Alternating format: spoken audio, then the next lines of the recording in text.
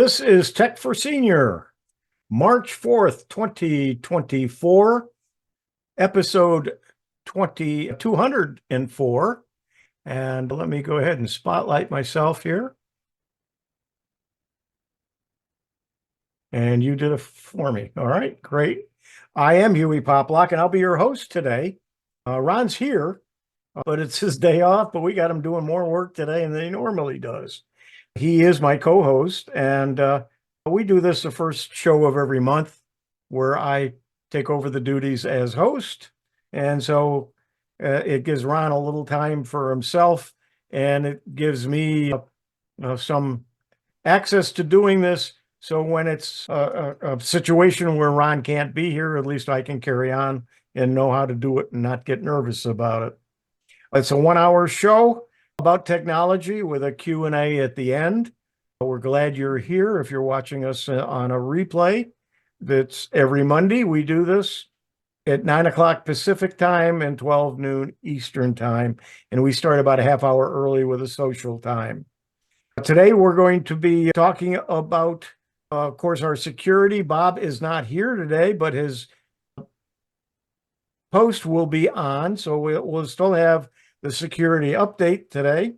And then Chris Guld is going to be talking about fun with photos, and she's going to be talking about albums. And I don't think she's here today. I think they have something else going on today. Then Ron's going to talk about Google Pay and what's happening with it. And then I'm going to talk about a list of AI tools. And then, of course, we'll have the music session by Ray at the end. And I'll be leaving at the beginning of the music session because I've got to go be trained on how to have people vote in a primary here in Florida coming up. And let's see. And then, of course, we got the Q&A directly after. And then we have our premiere time. And the premiere today, I thought I had it right here. Yes, today's premiere will be PC and laptop ports explained, and that's from me. And then the powerful mini PC by Ray Baxter. And then we'll also have Mac OS tips by Bill James. So that's in the premiere, which is on the half hour directly after this show. And you get to it from YouTube. And there's a link to it on the Tech for Senior website if you don't have it. And also, I am sure, yes, Ron has already posted it in the chat. And let's see, Ron, how are you doing today? I'm doing great. I'm getting all excited about our Thursday show because the European Union just slapped a $2 billion fine on Apple for their streaming music. So we're going to talk about Apple streaming music and all the ramifications of this Thursday on our Thursday show. And if you want to know how to find our Thursday show, it's on Thursday.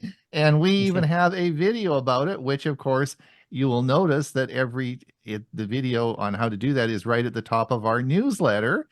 And just remember that I want to thank the sponsors of our newsletter, the Glendora Seniors Computer Club, Geeks on Tour, and the Central Florida Computer Society for sponsoring our newsletter, which comes out twice a week. And if you haven't subscribed to it, please do so. That's all I have to say, Huey. Okay, Saturday we had some really good articles in the newsletter too. Yeah. So it's getting to be longer because the articles are longer. Bob G is away today. Ray, you're here. How are things in Arizona, and how are you doing? Well, things are going fine. I'm glad Ron mentioned the show we do on Thursday. And every week that we do that, Ron will mention that several people have signed into Zoom waiting for the show to start. So Ron always has to say, no, we have a different method. It's called StreamYard, and he gives you the link for that if you want to tune in on Thursdays. Today, I want to send out a reminder to all my fellow Arizona residents to remember that a week from today, the show will be starting an hour earlier because the rest of the country is going on daylight savings time while we stay on standard time. So I remember moving to Arizona. I said, gee, I'll never have to change my clocks again. No, it's much worse. now I have to remember what time it is elsewhere twice a year. So next week we'll be on an hour from Arizona. Those folks tuning in an hour earlier.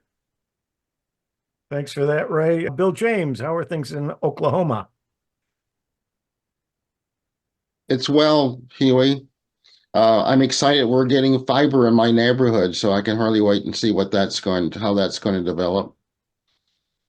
But the weather's turning out nice. So we had 81 degrees yesterday, and I'm feeling a lot better. Well, that's good. Both of those are very good, and glad you're with us. Chris Guld from Geeks on Tour, I don't believe is with us today. She said that I think they had something else going on, that they were doing something. And so that rounds out our crew. And by all means, we're glad you're here. And if you're watching us on video, we're here every Monday. And please join us when you can. Let's see if there's anything else I need to touch base with. I think we're pretty good. This is our 204th show. We're coming up to our anniversary where we've been online for 4 full years. We'll be starting our 5th, and we're going strong. We're glad you're with us. Let's see. And the Windows SIG is this Sunday, March 10th. If you're interested in joining that, contact me, and I will make sure that you have a link to register for it. And my Let's Talk AI is always on the 4th Friday of the month. It's open to all of you, but you have to get in touch with me, and I'll send you the link for that as well. And of course, be sure to subscribe to our newsletter. So I think, Ron, I think we're ready to start with the security news from Bob.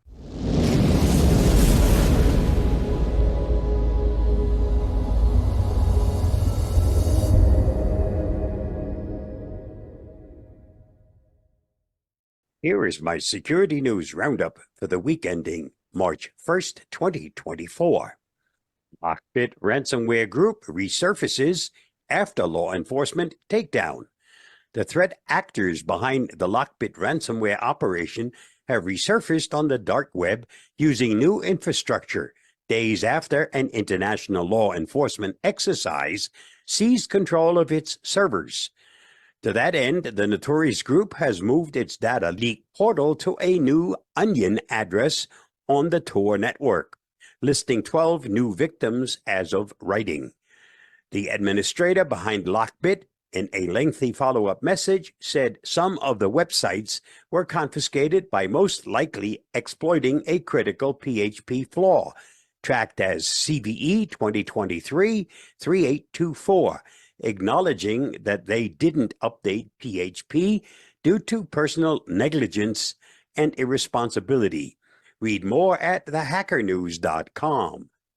AT&T is offering $5 credits to some customers impacted by last week's outage. Are you an AT&T customer who was impacted by last week's outage that saw its network down for a good part of the day on Thursday? You may get a bill credit soon. Late last night, AT&T announced a one-time $5 credit for some of its customers impacted by the outage. The catch is the bill credit only applies to AT&T wireless accounts, not AT&T business or AT&T prepaid customers.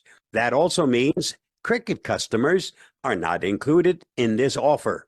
For AT&T, this means it will pay $5 to its over 87 million postpaid wireless customers. Its 19 million prepaid and 7 million reseller customers are not included in this offer. The only catch is this is $5 per account, not per line. Read more at cordcuttersnews.com. Cybersecurity agencies warn Ubiquiti Edge router users of APT28's moot bot threat. In a new joint advisory, cybersecurity and intelligence agencies from the U.S. and other countries are urging users of Ubiquiti Edge router to take proactive measures. weeks after a botnet compromising infected routers was felled by law enforcement as part of an operation codenamed Dying Ember. The botnet, named MooBot, is said to have been used by a Russian-linked threat actor known as APT-28 to facilitate covert cyber operations and drop custom malware for follow-on exploitation. APT-28, affiliated with Russia's main Directorate of the General Staff, GRU, is known to be active since at least 2007. Read more at thehackernews.com. Attackers penetrate Walmart's Spark driver portal. Spark, Walmart's crowdsourcing delivery service, has suffered a cyber attack, with malicious actors accessing the sensitive data of some of its drivers. The breach, which the company says was most likely a credential stuffing or phishing attack, exposed details of over 200 Spark driver accounts. Walmart said in a breach notification letter to affected individuals. According to the company, the attack occurred between early December 2023 and early February 2024, which means that attackers had access to compromised accounts for around 2 months. The breach notification letter indicated that malicious actors may have personal details of Spark drivers, including social security numbers, driver's license numbers, dates of birth, names, contact information such as phone numbers, email addresses, and mailing addresses. Read more at cybernews.com.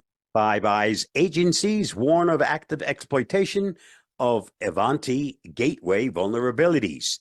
The Five Eyes Intelligence Alliance has issued a new cybersecurity advisory warning of cyber threat actors exploiting known security flaws in Ivanti Connect Secure and Ivanti Policy Secure gateways, noting that the Integrity Checker tool can be deceived to provide a false sense of security. Ivanti ICT is not sufficient to detect compromise, and that a cyber threat actor may be able to gain root-level persistence despite issuing factory resets, the agencies said. To date, Ivanti has disclosed 5 security vulnerabilities impacting its products since January 10th, 2024, out of which 4 have come under active exploitation by multiple threat actors to deploy malware. Read more at thehackernews.com. Google Chrome will soon prevent malicious websites from attacking your home network. Google Chrome is getting a new security feature that can help prevent websites from attacking your home network. The mechanism has been termed private network access for navigation requests. To be more specific, the feature, which was spotted by XDA, has been designed to protect the devices that are connected to your home network from being infected. This is done by restricting the navigation requests that may be initiated by a malicious website. The feature might be a good way to protect PCs from being spied upon or become part of botnets. Read more at ghacks.net. United Health confirms ransomware gang behind Change Healthcare amid ongoing pharmacy outages. American health insurance giant United Health Group has confirmed a ransomware attack on its health tech subsidiary, Change Healthcare, which continues to disrupt hospitals and pharmacies across the United States. Change Healthcare can confirm we are experiencing a cybersecurity issue perpetrated by a cybercrime threat actor who has represented himself to us as Alpha/Black Cat, said Tyler Mason, vice president at United Health, in a statement to TechCrunch on Thursday. In a post on its dark web leak site on Wednesday, Alpha/Black Cat took credit for the cyber attack at Change Healthcare. Read more at techcrunch.com. A leaky database spilled 2FA codes for the world's tech giants. A technology company that routes millions of SMS text messages across the world has secured an exposed database that was spilling one-time security codes that may have granted users access to their Facebook, Google, and TikTok accounts. But the technology company left one of its internal databases exposed to the internet without a password, allowing anyone to access the sensitive data inside using only a web browser, just with knowledge of the database's public IP address. ℍ𝕠𝕠𝕟 Sen, a good faith security researcher and expert in discovering sensitive but inadvertently exposed data sets leaking to the internet, found the database. Read more at techcrunch.com. This week's must-see on my YouTube channel, The Deepfake Dilemma, a closer look. In a world where videos can lie, your critical thinking is your superpower. Use it wisely and don't forget to laugh along the way. Please watch my video on that topic at the link listed. Did you know? Phantom vibration syndrome is the name for when someone thinks their phone is vibrating, but it isn't. Today we pronounce Dr. Seuss like his surname rhymes with goose, but he pronounced it like it rhymed with voice, like Dr. Seuss. Did you know that ice pops were invented by an 11-year-old by accident? Just thought you might want to know. This is the world you have made yourself. Now you have to live in it, thanks to Nina Simone. And that's a wrap for this week's Security News Roundup. Stay safe, stay secure, and I'll see you again next week. Bye-bye, and thanks for watching and listening. You mentioned Nina Simone, and Nina Simone was a jazz singer that was just fantastic. Anyway, thanks, Bob, for a good report. It just never amazes me. There's always more and more information for him to use every week. Next, we've got the Fun with Photos from Chris Guld from Geeks on Tour. And so, Ron, go ahead. Hi, I'm Chris Guld with Geeks on Tour, and this is Fun with Photos. In this episode of Fun with Photos, I want to talk about albums.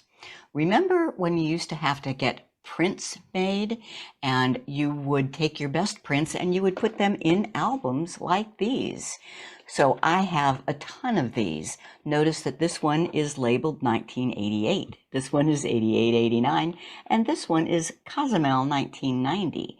So I did make dated albums, usually once or twice a year, and then albums for special events and trips. So it's very easy for my old photos. If I want to find a picture of my life in 1988, I just go to the shelf, pick up this album, and open it up and find the picture I'm looking for.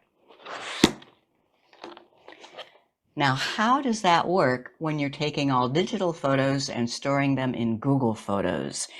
I'm going to show you how I use albums in Google Photos, and I guarantee you there's some fun. In Google Photos, I still make albums. In fact, I make a lot of them. I still make dated albums, but I'm taking so many pictures these days, and it's all just so easy that I make an album for every month. So for example, here is 2024 February, and here's 2024 January, and here's 2023 December. But notice there's a lot of other albums in between. There are albums for trips, for projects, and edit examples. It's for my teaching. I make albums for lots of different reasons. I'm going to show you how I find a picture just from a monthly album. I also want to show you how I still like to have physical books as well. So here is one that says 2019 yearbook. I made this of an album of the whole year of photos from 2019. Or this one just of our Australia-New Zealand trip. Or this one from 23 that we went to London. And the real fun, I think, is having my photos displayed all the time on this photo frame portion of my Google Nest hub. I'll show you how I do that. First, I want to show you how I make one of my monthly albums, and then I'm going to back out and show you how to search for them. So let's say that March has now begun, and I will pick, I say, ooh, I really like this picture from our walk around the neighborhood, and I really like this picture, and I want to start my March album. I click plus and album, and new album. Now, there's a reason you have to come up with a system for your naming. I do it by typing the year, 2024, and then a dash and the number of the month, and then, oops, I'm talking about March, aren't I? And then I type out the month. Now, there's a reason I do this. You'll see that when I get to search. And that's it. I'm done. I click the check mark, and my March album has begun. Now, when I want to add more pictures to my March album, I just open it or select it. You select it and click the plus, or you open it and click the three dots and add to album and 2024-03 March. Okay. Now, when I look at my albums, I'll see March, and there are those 3 photos. Now, it's actually not March yet, so I'm going to delete this album and show you that it does not delete the pictures. So there's lobster on the grill, me and Jim, and palm trees. I click the 3 dots and delete album and delete. So the 2024-03 March album is now gone, but if I go to the photos, those photos are still there. The album is just a container of links to the actual photos which are in your library. And conversely, if I had deleted a picture out of the library, it would have been gone from the album. Now a little bit about searching. So we went scuba diving in the Cayman Islands in 2018, and I know I made an album out of that, so I want to search for it. Now, there's a big difference between typing Cayman Islands and just pressing enter. If I type Cayman Islands and press enter, or even just Cayman, it's going to show me every picture I've ever taken that is related to Cayman Islands. And notice there's a lot of similar photos because I take 2 or 3 anytime I take one. I never take just one. So this is not a good way to look at my photos. I want to find the album. Here's how you do it. You just type Cayman and then stop. Notice that there are suggested responses here. 2018 Cayman diving, and this little icon stands for an album. That's what I want. So this does not have all those similar photos. It just has my best. It even has some text in it to tell the story of our trip. So now, how do I find one of those monthly albums? Let's say I want to know what we were doing in, right after that trip. So August of 2018, I know that I made an album, and remember my system is 2018, and this is showing me calendar entries. If I click on August 2018 right here, I am going to get every photo taken in that calendar month. That's not what I want. I want my album. So all I have to do, because of my system, is type a dash. Now I'm getting all of the albums. Notice the different icon, and I can click on 2018-08 August, and now I am seeing the monthly album. Oh, and I even included maps in this one. Oh, that was a pretty cool month. Garden of the Gods, Colorado. Now, I developed this system many years ago. If you wanted to start it now, it would be a lot of work to go back through all the years, but maybe you could just make one for each year. If you use favorites, let me show you how you can do that. You can just search for, let's say your photos go back to 2018, And if you search for favorites, this section at the top where it says most relevant is something new. I'm not going to go there. I am just looking for the favorites from 2018. So instead of the thousands of pictures from the year, it just has maybe a couple hundred. You could select the last one, scroll back up to the top, and shift click. I have now selected 104, and I can add that to an album for the year. Then you could start today with your monthly albums if you so desired, or quarterly or yearly. Then what? Let's say reviewing my album from the Cayman dive trip was so great that I decide I want to print a book from it. So let's find that album again. 2018 Cayman diving. And you just click this little shopping button. Order photos, photo book. There you go.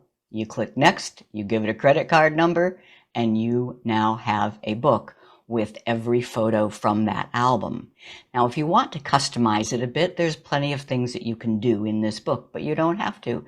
You just click next and choose whether you want the soft cover or the hard cover.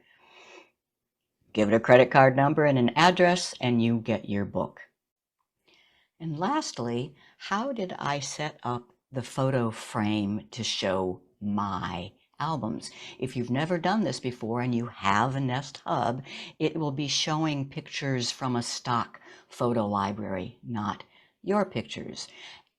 You first have to make sure that your hub is set up in the Google Home app. That's a whole other topic. But if it is set up, then there's a way to select albums for the photo frame feature. This needs to be done on a phone. Let me show you how. So in Google Photos, it's under Library and Utilities, and down at the bottom, Manage Photo Frames. So when you get to photo frames, if it's set up in the Google Home app, you should see this one is called My Office Display. We have lots of them around the house.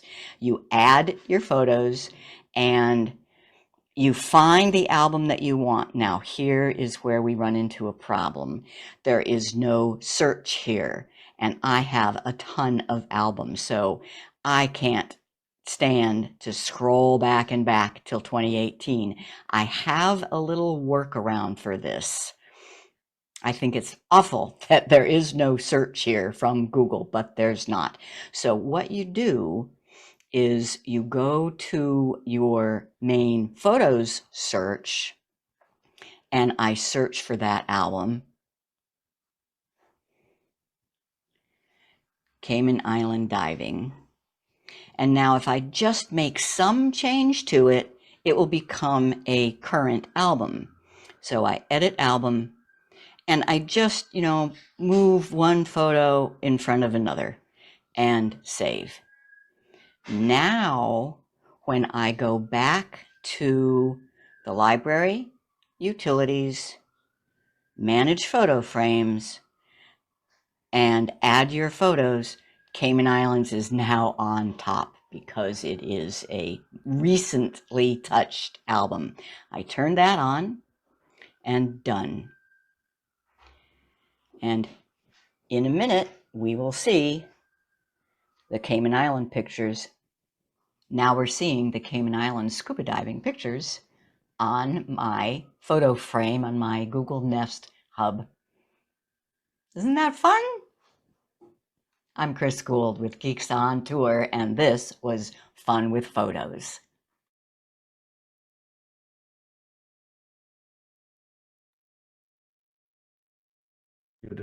It is fun with photos, and she makes it look so easy. You just have to remember all of that. Anyway, the important thing with that was her numbering system, the way she numbered those albums. So go back. I would suggest everyone replay when they put the replay up.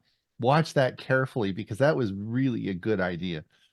I do all of mine folders and so on, I do the same thing. I do it the year, then a dash in the month, and then a dash and then the day. And so it always puts them in time order in my folders that way. All right, Ron, I think you're up next, and All you're right. going to talk about something about Google Pay and something has happened to it. All right, we'll do that. On June 4th of this year, the Google Pay app in the United States will be killed. Yes, it'll be turned off, and this is very important for those of you who use Google Pay in the United States, because there's some things that you need to do before this occurs, and we'll discuss those in the video today. It's Ron Brown with Tech for Senior, where we help seniors understand technology and understand Google Wallet and Google Pay. Now, 3 years ago, I bought a Pixel 6 phone and a Fitbit Sense watch. Oh boy, I thought this was great, and I was going to use Google Wallet, Google Pay, Android Pay. I wanted to do that tap and pay thing everybody does with their watch and the phone. So I found this all very confusing, and it took me a while to figure it out, and I made a video about it saying, understanding the confusion between Google Wallet and Google Pay. That video has had just under 100,000 views. So I guess a lot of people are confused. So let me help explain that today. Now, the changes that are occurring with Google Pay app, with Google Payment Service, only affect you if you live in the United States. For all the other people around the world watching this video, forget it. You don't have to watch it. It's not going to affect you. It's only going to affect you in the United States. And I'll explain why that is. Now, Google Wallet is primarily a storage of your credit card numbers and information that you can use to tap and pay to a vendor. It's very secure, and I would encourage you to use it. I'm not going to go into details on that. You can watch the other video I made. But that's essentially what Google Wallet is. Now, it's important that you understand around the world, Google Wallet is different. In other words, it depends on what credit card services are available in that country for that service. For example, if you look at Google Wallet in Canada, it allows certain credit cards and loyalty cards and so on and so forth to be used. But in Europe or in England, it may be different. So it depends on what part of the world you're living in. You have to assess the service and decide if you want it. Now, Google Pay, which is available in India and the United States, is more than just a credit card storage. It is actually linked into your bank account, and you can use it for peer-to-peer paying other vendors or friends of yours. So you actually hold money in your Google Pay account. That's different than Google Wallet. And as I said, that is only available in the United States and India. The ad app is going away June the 4th, and I'll discuss the important things you need to do before that happens. But I wanted to just take a minute to talk about the different payment services you have available. Now, it really depends on what country you live in, what device you're using, and what operating system. And let me sort of explain how that works. Remember I said I had a Fitbit Sense. Well, that of course is made by Google. And you would think Google would have Google Pay or Google Wallet on the Fitbit Sense watch. Well, it doesn't. It has Fitbit Pay. What's Fitbit Pay? Well, Fitbit Pay is a different service, and in Canada, there's virtually no credit cards that work with Fitbit Pay. Now, this would change around the world in different areas, depending on what Google has negotiated with Fitbit to start the services up in that area. So you'll have to look at each country and make a decision on your own. But in Canada, as far as Fitbit goes and payment services, it's a wash because the Fitbit Pay app doesn't work well in Canada at all. So if you wanted to use a Google product in the United States, then of course Google Pay would be available on the Pixel watch, not on the Fitbit watch. That's Fitbit Pay. So the Pixel watch would be a good option for you. Now in the United States, there is 3 services that you would have. You have, of course, the most popular, most widely used by 90% of the vendors in the United States, and that's Apple Pay. And if you do have an iPhone, then I would encourage you to use Apple Pay. It is the most widely used payment service in the United States. The second is Samsung Pay, and there are indeed many Samsung phones sold in the United States. Now, Samsung Pay can only be used with a Samsung phone, and it works well in the United States and also is available in many other countries around the world. You would have to again look at what credit cards will work with Samsung Pay. We then move on, of course, to Google Pay, soon to be Google Wallet in the United States, and that would be your next choice for your payment services. So before June the 4th this year in 2024, if you do have a Google Pay account and you have cash in the account that you're using to pay, you must remove that cash and transfer it to your bank account before June the 4th, as the payment app on your phone will no longer work. If you forget to do that and there is still money in your account, you'll be able to do it through the web portal at Google for the foreseeable future, but it will not work in the app on your phone. Google Wallet is and will continue to be the company's primary home for mobile payments in the US, allowing you to store your credit card and debit cards for use with the tap to pay systems.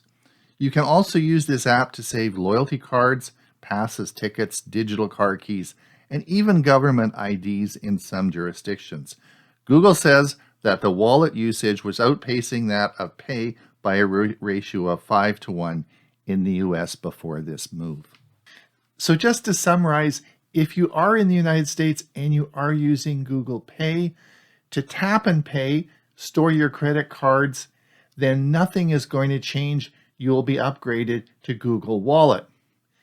If you are, in addition to that, using it like Venmo, you're using it as a cash account to have money holding in Google Pay, then you should remove that money before June the 4th because the app will not work after that date. You still will be able to get that money back as the web portal will be working for some time in the future. This does not affect Fitbit Pay, another Google product. It's Ron Brown with Tech for Senior. We'd sure appreciate that like and subscribe. I hope you've enjoyed this video, and until we see you again, have a great day. Things keep changing, don't they? All right, my turn. Exploring artificial intelligence tools for senior empowerment. I'm Hewie Poplock. Are you hearing that? Yep, it's fine. I'm going to give you an introduction to the exciting world of artificial intelligence, or AI. What exactly is AI? Simply put, AI refers to computer systems that can perform tasks that typically require human intelligence. This includes learning, problem solving, speech and image recognition, and much more. AI is all around us these days, helping to translate languages, provide recommendations, assist in writing, and so much more. So why does AI matter, especially to seniors like yourselves? Well, AI has the potential to make everyday life easier and improve quality of life. There are AI systems focused specifically on helping seniors by answering questions, providing reminders for medications or appointments, and assisting with household tasks. AI is also being developed to help detect and monitor age-related diseases. As AI progresses, it will empower seniors to live more independently and assist you in countless ways. What are AI tools? AI, or artificial intelligence tools, are software programs that use different types of algorithms, machine learning, and natural language processing to automate tasks or perform functions that typically require human intelligence. These tools can be used in a variety of industries from healthcare, finance, and event personal life to improve efficiency, accuracy, and productivity. AI tools can assist with different types of tasks, such as writing, marketing, data analysis, customer service, image recognition, speech recognition, and more. They can also help organizations identify patterns, trends, and insights that might be difficult or impossible for humans to detect on their own. AI tools are constantly evolving, and new ones are being developed all the time as researchers and engineers continue to push the boundaries of what is possible with artificial intelligence. Therefore, an AI tools directory can help you stay on top of the newly available tools and market trends. How to choose AI tools for my task. When selecting AI tools for specific tasks, it's important to consider several factors. First of all, you have to define what you want to accomplish. Some tasks may require more specialized, custom, or advanced AI tools, while others can be accomplished with simpler tools and free or paid available tools. In most of the cases, you will be able to accomplish your task with an available tool or multiples of them to complex tasks. You can use AI tool aggregators to find relative tools and filter through them based on several factors. Always check the privacy and security measures the tool is taking to secure your data, the cost and reliability of the tool, among other factors. Finally, make sure to test multiple tools before choosing the best one for your task. Here is a list of some popular categories. Image-to-image AI, text-to-speech AI, speech-to-text AI,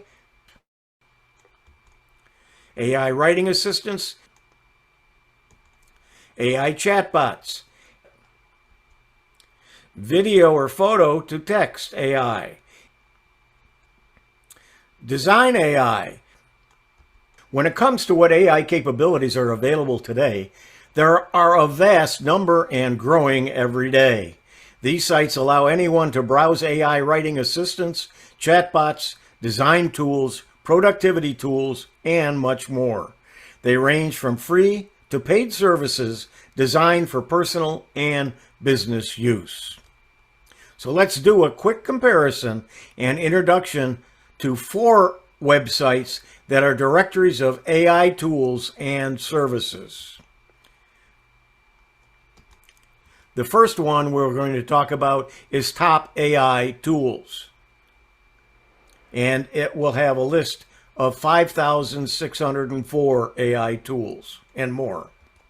FutureTools.io has 2,617 tools. There's an AI for that.com, has over 12,000 AIs. And then finally, we'll talk about Ninja AI Tools that has a list of about 6,300 plus tools. Let's look at Top AI Tools first. Here's a screenshot of the homepage of AI tools. We can then search for a particular tool. In this case, we're going to put in ℎ𝕠𝕠𝕟. And when we do, the first one that's on the list is ℎ𝕠𝕠𝕟. It tells us that it's a video generation, and it does YouTube. And you can see that you can explore all tools, use cases, free tools, open source tools, GPT's list in all categories. Right now we're looking at ℎ𝕠𝕠𝕟. When we click on the tool itself, it will take us to the information about ℎ𝕠𝕠𝕟. Click on the ℎ𝕠𝕠𝕟 website and go to it, and it will take you to the ℎ𝕠𝕠𝕟 site. And depending upon which website you go to, you can either sign up for it or take a look at information about it first and then sign up for it. Most of them are free to sign up for, but they may not be free to use. Looking back at top AI tools on ℏ𝕠𝕠𝕟, it does give us the features of ℏ𝕠𝕠𝕟, give you some use case ideas of how you can use it. You can click on it and take a look at more information. FutureTools.io.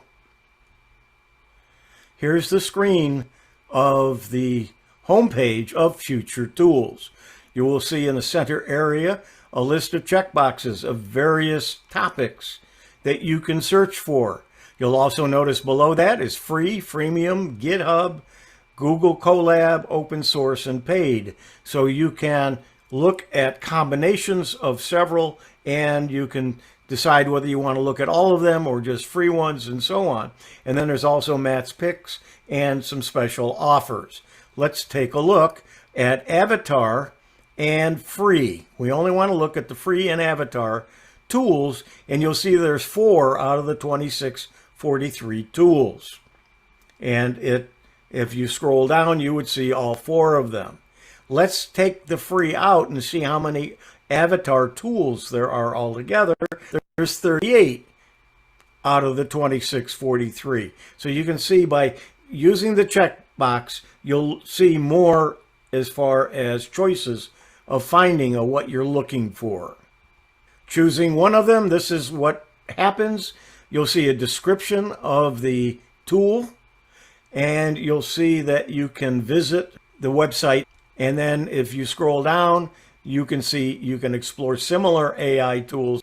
And then when you click on the link to the website, here is Avatar and what it looks like. We're not choosing that one. It's just an example, but you can go to it. You can see that it does give you the pricing at the top, so you can see what it's going to cost you. And they do have a free or basic choice. They have the Pro at $800 a month. So you can decide whether this is something for you and take a look at it. You can also see at Future Tools what's been added in the last 24 hours. The Future Tools also lists all of the items that is featured in his newsletter. The owner of this website is Matt Wolf. I follow him on YouTube because his videos are excellent, and I do recommend that you subscribe to his channel on YouTube and view many of his videos. He also sends out a newsletter, and you should subscribe to it. He talks about all the things that have been going on in the AI world. He also lists many items and gives some suggestions to some new AI tools that are available. There is an AIforthat.com. Here's what that page looks like.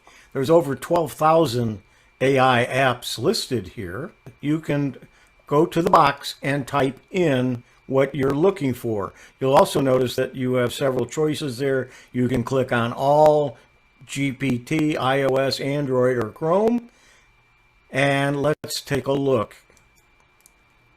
What we're going to do is search for Journey, Journey. We'll see several different ones listed, and we're looking at Midjourney.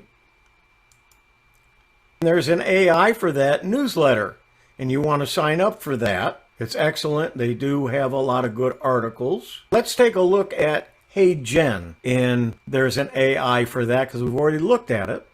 When you click on the box, and it will give you a copy of what the homepage looks like, and you'll see that you can look at an overview, a review of pros and cons, alternatives, jobs, and see also. So let's take a look.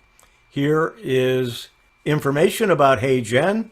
At the bottom, you'll see there's a link to clicking on visit the website.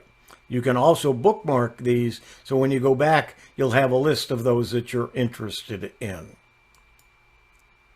And here are the pros and cons of ℏ𝕠𝕠𝕟. Lots of pros, a few cons. And they also have a newsletter. And in the newsletter, there'll be AI tools of the week, with links to them so you can see new tools and updated tools and so on. And it does give a one sentence or one description of what that's about. It'll also give you some featured AI tools, and again with links to take you to them. ℍ𝕖𝕳𝕠𝕟.com.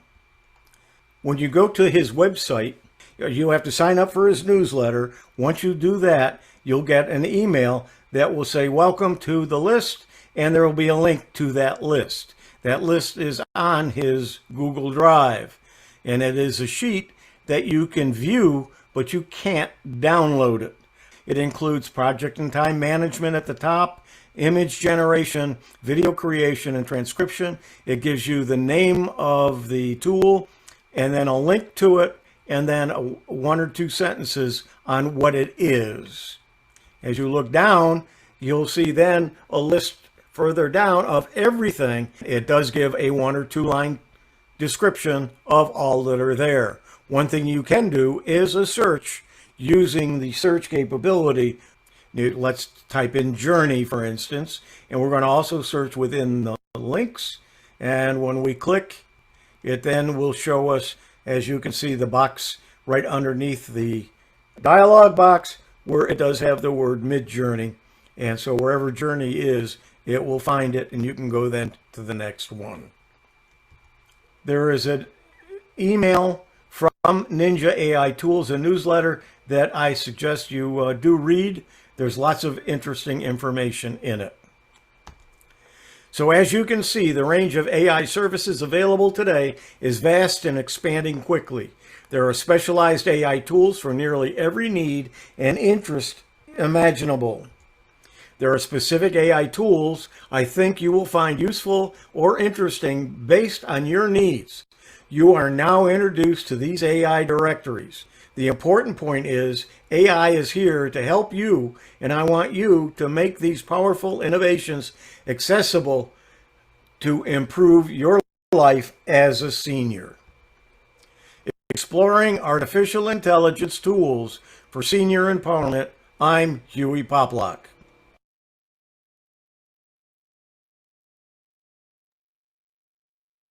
Huey, I think I know you're muted. I know there's been some questions.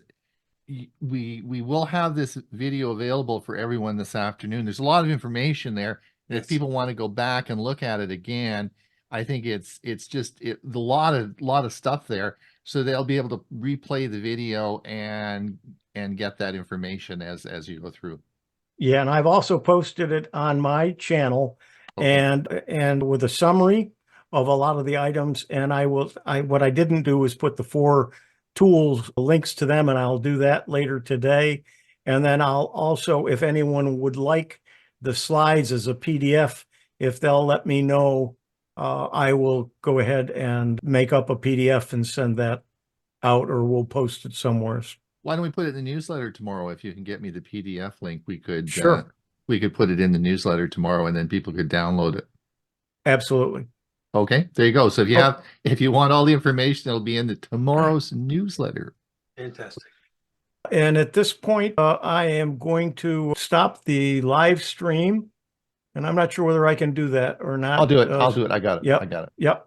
And we'll then.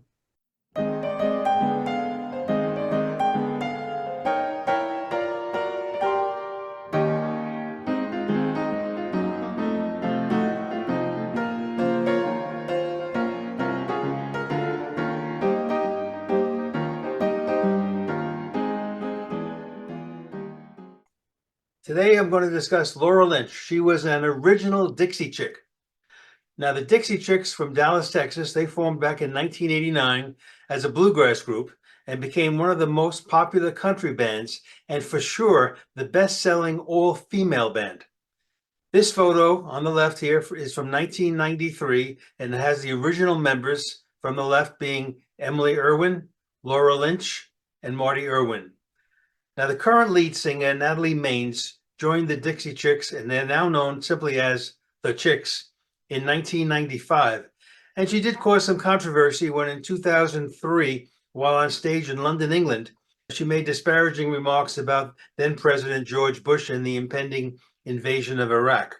But today I'm focusing on Laura Lynch, who was an original member in 1989 playing the upright bass, and then as the Dixie Chicks co-lead singer from 1992 until she left in 1995. Here's what Copilot has to say about Laura Lynch. Laura Lynch, a founding member of the Dixie Chicks, played a significant role in the early days of the band.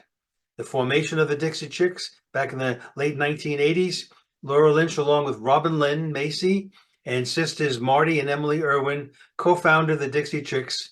Lynch served as the upright bassist and co-lead vocalist during this period. And then with the albums that had Laura Lynch on them, the original quartet released two. Thank Heavens for Dale Evans. Wonder how many young people know who Dale Evans was. That was in 1990. And Little Old Cowgirl from 1992. And then as a trio in 1993, Shouldn't Have Told You That. Now, in 1995, Laura Lynch left the Dixie Chicks. The band decided to pursue a more contemporary musical direction, and that's when ℏ𝕠𝕠𝕜 took over as her replacement. And it wasn't really until 3 years after that, 1998, with the release of their album Wide Open Spaces, that the Dixie Chicks achieved global success. Laura Lynch's infectious energy, humor, and undeniable talents left an indelible mark on the band's early journey. Her legacy lives on in the music they created together. Now, thanks to Mike Ungerman, he reminded me about the sad news that Laura Lynch died at the age of 65 in a tragic car accident near El Paso, Texas on December 22, 2023. So today's clip is from 1992 at the Majestic Theater in Dallas with Lynch on upright bass and sharing lead vocals. Call me old-fashioned, but I prefer the original Dixie Chicks and their bluegrass style of country music. All right. I think Huey has left the auditorium. He's left the building. I think Huey is gone.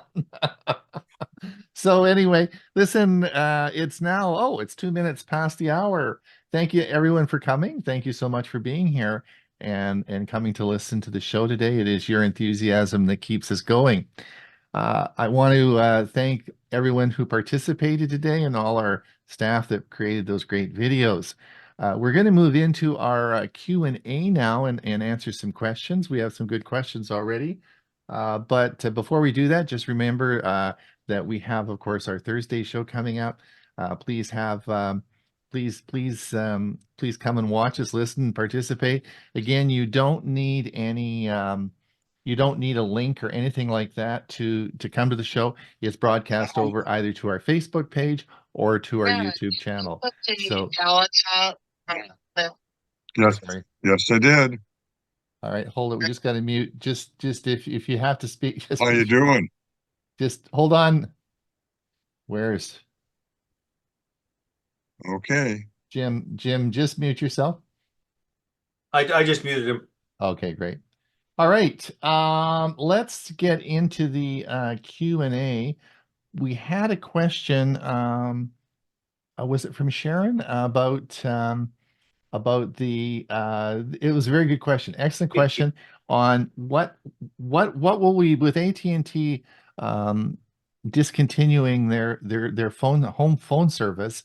What options do you have if you of course you have your cellular phone number, but if you want a VoIP number, which of course is an over the internet number, so it's not like the phone system, the old POT system that was available. This is an internet phone number versus having a cellular phone number, and so you'd want to back up if you want to do that.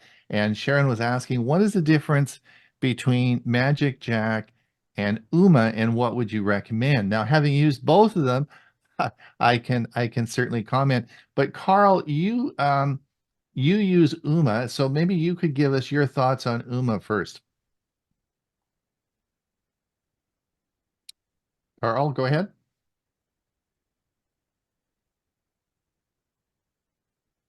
Where did Carl go? Carl. Yeah, his image is, but I'm not sure he's. Carl probably be back. I think he's. Yeah. So my question then would be, let me talk about Magic Jack. I've used Magic Jack for about 10 years. I stopped using it. I don't use it anymore, but I did use it for about 10 years. It works well. It's a service. It's a paid for service. So you have to, first of all, buy the equipment, which is a little box that connects to your internet, and it then plugs into your portable phone system that you have in the house, and it works well. I mean, it's not very expensive, and you probably could transfer your existing number that you have to that number, to your MagicJack number. The other thing is they have a 911 emergency calling feature on there so that you can identify your location and sign up for the emergency calling service. So you do have a 911 feature. You do have to pay for that, but I think it's like $1 a month or something. It's not very much money, and you can call, and that sets up the emergency services. So that's MagicJack. Carl, you back now? Can you tell us about ℠𝕠𝕟? Yeah, I had every time I raised my hand, my video would freeze and I have to reboot. So I'm afraid to raise my hand now. But the ℠𝕠𝕟, are you hearing me now, or am I frozen? Yeah, we can hear you. Yeah. Go ahead. Guess I'm frozen again. Nope, you're fine. Sorry. I keep freezing. We have a AT&T internet problem. I have AT&T. Can you hear us, It Carl? says, yeah, I can hear sometimes. We can hear you now. It's blocking out. Is everybody having that problem, or just me? Just Just you. you. Probably just you. All right, Okay. I'll fill in for Carl because I don't, or is anyone else use Zoom? I've actually used ℠𝕠𝕟 as well. Now, really, there's very little difference between the two. It's still a box that you have to buy, and it's a service that you subscribe to, and then works basically the same as MagicJack. So I mean, I would imagine there's probably some differences between them. Cost-wise, you'll have to look at that. Carl, are you back now? I think I'm back. Do you hear me now? Yeah, we can hear you. Yeah. Hello. Do you want to talk about ℠𝕠𝕟 and let us know how you Crazy. do with that? I don't know. I'd like to expand on what I'm looking for Mhm. to help these questions. Go ahead, Sharon. I want a function of an ability to take messages, voice messages. I wanted an option to have it with my contacts somewhere in there. So it's contacts and voice recording. So in other words, if I'm on the phone, someone can leave me a message and I can hear it, whether that be to play it again or have an email notification if you pay an extra fee. That's the rabbit hole I want to go down. So the messages are not a problem. That's very easy to do, and both services have a message service that you can do. It's interesting. MagicJack has this cool feature I just used to love, in that for spam calls. So when the person dials up and is connecting to you, it will say you have to push this number, which could be 4, before we'll connect you, and it changes all the time. So robocalls won't go through because they don't know what number to push to connect to you, and that's a feature that turns on and off. And I thought that was a really cool feature on MagicJack. But both services will give you messages, not a problem. And there's all sorts of options for different how you want to manage the messages, which is not a big deal. The actual importing of your contact list into the system, I don't know. I'm not quite sure how that. Drew, do you have a comment on that? Yes. I believe if you install the MagicJack app on your cell phone, Right. Yeah. Okay. it has the ability to import your contacts. Right. Okay. That's the other thing that is very important is MagicJack has, of course, an app that works on your phone, so you can actually use the service and make calls not only, so you don't have to use your actually cell feature. You can use the Wi-Fi and you can make calls through the MagicJack app. And which is is pretty that cool. through iPhones as well, or Yep. only Androids? No, it works on iPhones too. Thank you. Works on either one. And also, I don't know about ℠𝕠𝕠𝕝, but I pay an additional $6 a year to MagicJack for what they call 911 service. Yeah, I talked about that. Yeah. And okay, you did? Yeah, I mentioned that. Yeah. Let's Yeah. see. Am I back or not? Yeah, Hello? you're back. How long for? We don't know. Yeah, exactly. Yeah, it's my local service. It's got to be. I have the ℠𝕠𝕠𝕝 and I use Sharon a cordless Panasonic phone with it. So I have multiple phones in the house. And the feature, as I mentioned in the chat, is that I have it set up so it simultaneously rings my cell phone. So even if I'm not home, I still get the calls. And so what I do is I give out my home number so that I don't get unnecessary text messages, because the home number doesn't accept text messages. And they even sell their own ℠𝕠𝕠𝕝 phones. I have 2 of those because my Panasonic only holds 5 phones. So I end up with 7 phones in my home. I like them everywhere, including my bathroom. So and it's about about $10 a month, I think, for the premium, where you get caller ID and you get, call blocking of scam calls and things like that. But I also, you get 2 numbers with it. You transport or port over, they call it port your existing number, but then you have a choice of a number from any area in the country. You can have that as a second number. And I use that second number as I don't use it much anymore, but to a fax machine. And I give that number out. Of course, you can only have 1 call at a time, but you can have a separate number for like a small business that I have, and I give that as the fax number. But I've liked I've had it about 10 years, and it's a little box. One end you plug the internet in, the other end you plug in a standard plain old telephone or a cordless phone, which is what I use. I have a question for you, Carl, on that Panasonic. I also have a Panasonic with a home with a home phone that has the whole big dial pad, plus 3 extensions that are one in my bathroom, also one in my kitchen, and one by my bed. So I'm like you. Can I easily add those to it besides also using the ℠𝕠𝕠𝕝 phone? And do I have to turn off the voice messaging service on the Panasonic so the ℠𝕠𝕠𝕝 becomes the message keeper?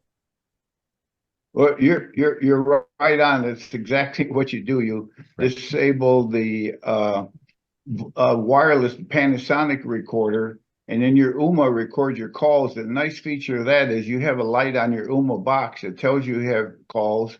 You push that to play. You can save them or delete them. And I like that, because on the Panasonic, I don't know I have a call recorded. And can you program it to shut off? Like if I don't receive calls between 8 p.m. and 8 a.m. I don't know. I've not done that because I just haven't had a need to it. But you just plug your Panasonic phone into the ℠𝕠𝕠𝕝 box. Got it. And Panasonic, the new Panasonic phones, they have other capabilities. They're mind-boggling. You can connect with your contact lists, and you can access the Panasonic. It's unbelievable what you can do with the Panasonic now. Well, thank you.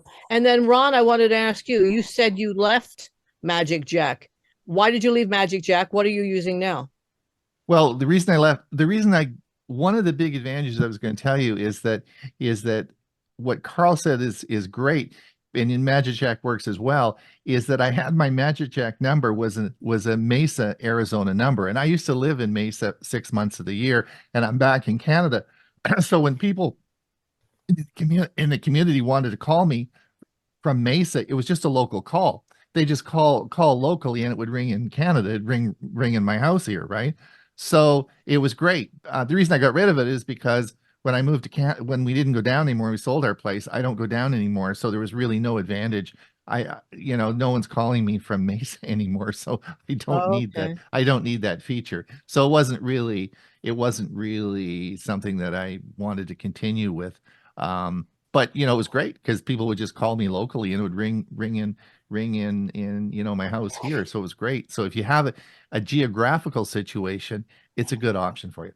Okay, and then the other thing is, in the last 3 months, my phone number has been spoofed somehow. So since every so often I'll get a call and saying, "Oh, hey, what do you need? Why did you call me?" I said, "I didn't call you." So I call AT&T, and AT&T says, "Oh, well, you know, just write it out." They don't do anything. They do nothing. So I'm wondering whether or not I should even port over that phone number to a new ℇ𝕒 or whatever because of the spoofing and what else to do. I guess I think what I should do is tell these people, please block this number. Sure. And it's your choice. I mean, that's really a decision that you can make. You have your choice when you sign up that they're now the other thing is that if you want a specific, like if you wanted a specific Mesa number, I did find that sometimes when we were setting it up for people is there weren't any numbers available in Mesa that week. And sometimes you have to reapply the next week, and then they get blocks of these numbers and then they reissue, you know, can issue them. So if you're applying and you can't see your area that you're in, there's no numbers available, don't be worried. Just wait a week and reapply because the blocks of numbers keep coming in. Yeah, I know, because I've been using Google Voice for like, I don't know, Same 6 or idea. 7 years. Yeah, so I yeah. have this number too as well. Yeah. Yeah, Thank you. I see Jim is waiting, but I wanted to add, I think an important feature of simultaneously having it ring your cell phone. A lot of talking about spoofing, I get a lot of local calls that are not really local. You know, there's from marketing people all over the country, and they use local numbers, so it's confusing. Yes. But when it rings on my smartphone, I mean my cell phone, the cell phone will tell me that it's a possible scam. Somehow the cell phone knows more about the incoming call than ℇ𝕒. And many times out of 10, once in a while, I'll answer a local call, and sure enough, it's somebody from Omaha, Nebraska, or whatever, trying to sell me insurance. So one of the nice things of having it simultaneously ringing your phone, you can answer from your house phone or your cell phone, but is the added feature of this, screening of the call with your cell network. Go over to you, Jim. Go ahead, Jim. Well, I have both the landline and the cell, and I use my cell phone for everything, but the landline's for emergency. Back when we had that Northridge earthquake down here and the cell towers went out, the landline was the only thing that worked. So I'm just wondering if, and I don't know if AT&T is the only landline left. Does anybody know about that? Yeah, I think that's what Sharon's saying is that's it. Yeah. You know, it's going to go away. Yeah, it's called the carrier of last resort. Well, you need to pretty much prepare yourself. It used to be, I don't know if it still is, but with the AT&T type POTS lines, if the power goes out, the phone still works. Right. Yeah. That won't happen with Boppy, and that won't. But cell will work as long as the cell towers are working. Yeah, I'm going to keep both. I'm going to keep both the cell phone and a landline. But the wired, direct wired and powered by the central office is very expensive now. It's much cheaper to have a internet phone backing up. Sure, but look what happens when it goes down like it did last week. Right. But I think the POTS, there are no, like most of the POTS systems are all going away. There are, Huey talked about that about a year ago. There's virtually hardly, those systems just don't exist anymore.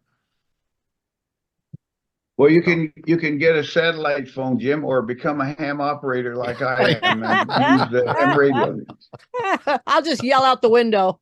Yeah, right. Well, I am a ham operator, but my antenna went down in a hurricane we had out here, and I've not gone back on it. N6KXX. Right. But I use my landline because all the scam calls come in on that. So I have to go to an answering machine that says we're not available. That works great. I'd like to Great. add a couple of Landline, things. it's not gonna work. I'd like to add a couple of things about Magic Jack. I've been using it for years. I'm located in Canada, and when they first came out, just to know the background in Canada, they gave me a US number to start off with. Now it's voice over internet, and I have still the old device that I used to have. You connect it to your computer, and then you connect the phone to their device. And I only use it for outgoing calls. And the reason for that is that by the time I add on, I've got an all coverage for Canada through one of the providers here, but for my regular phones, I can go in and out.